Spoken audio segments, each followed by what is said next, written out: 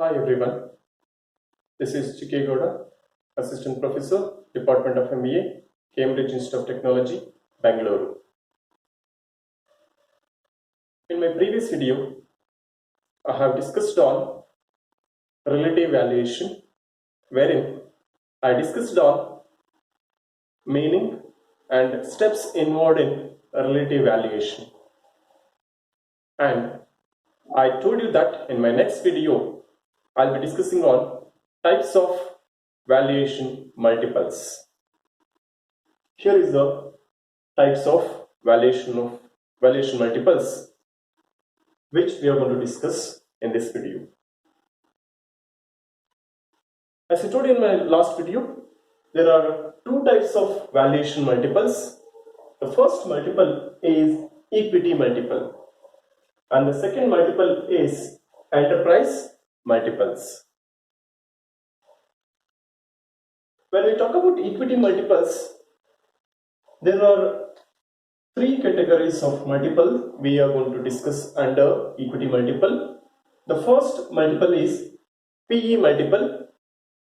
It can be expressed as price to earnings multiple, wherein we consider price of a product and earnings of the business to calculate price earnings multiple. Here we consider the price of shares of a company and total earnings available to equity shareholders. That we are going to consider in this PE calculation. That's why it is coming under equity multiple. Next is the PB multiple. It can be expressed as price to book value multiple. Again, the price of the shares of the company we are going to consider and the book value of the shares are being considered. Again, both are related to equity values.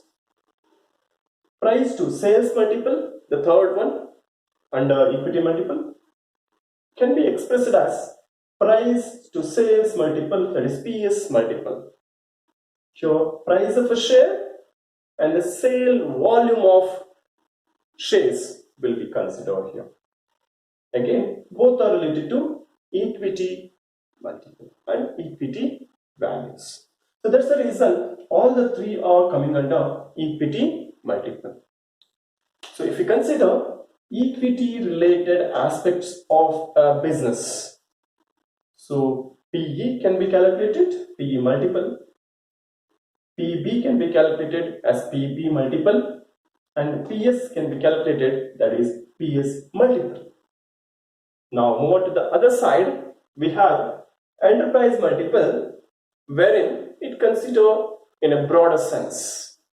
It considers the broader values, wherein we have 5 categories the enterprise multiple are being calculated. The first enterprise multiple is EV to EBITDA multiple, wherein EV can be expressed as enterprise value. EV is nothing but enterprise value, right? In all the multiple categories of multiple we have EV, it can be expressed as enterprise value. EV to EBITDA, where EV, you know what is the expansion form of it? Next, EBITDA, that is earnings before interest, tax, depreciation and amortization. A stands for amortization. That is what two values we use in calculating the first category of multiple under enterprise multiple. The second category of multiple is EV to EBIT multiple, wherein we use EV, that is enterprise value, and EBIT, that is earnings before interest and tax. That's what. Here we are not going to consider depreciation and amortization will not be taken over here. Using these two values, we are going to arrive at enterprise value. The next, third one is EV to FCFF multiple. When EV stands for enterprise value, FCFF stands for free cash flows to the firm. Free cash flows to the firm. Whatever the free cash flows are there for the firm are being considered over here, and the ratio between these two will be taken. That gives EV to FCFF multiple value. The fourth one is EV to book value multiple. When EV stands for enterprise value and the book value of shares will be considered for calculating EV to book value multiple. The last category of enterprise multiple is EV to sales multiple. Here, enterprise value will be considered, along with that, sales volume of shares will be considered over there. By taking these two values, we will arrive at EV to sales multiple value. So these are the two types of valuation multiples and relative valuation to value a business firm or an enterprise.